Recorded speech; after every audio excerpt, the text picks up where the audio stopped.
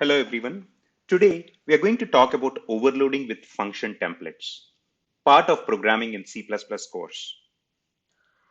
Function templates can also be overloaded. This means that you can write multiple function templates with the same name but different template parameters. And the appropriate function template will be selected based on the arguments passed to the function. Here is an example of function template overloading. In this example, the max function template is overloaded twice. The first max function template takes two arguments of the same data type t and returns the maximum value of the two arguments.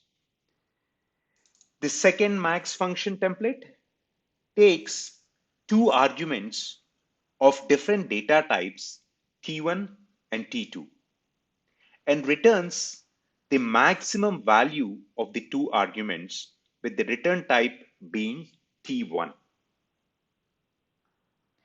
In the main function, the max function is called with different data types, integers, floating point numbers, and characters.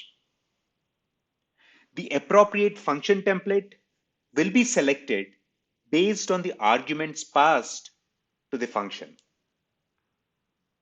The compiler generates separate code for each function call using the appropriate data type for T or T1 and T2.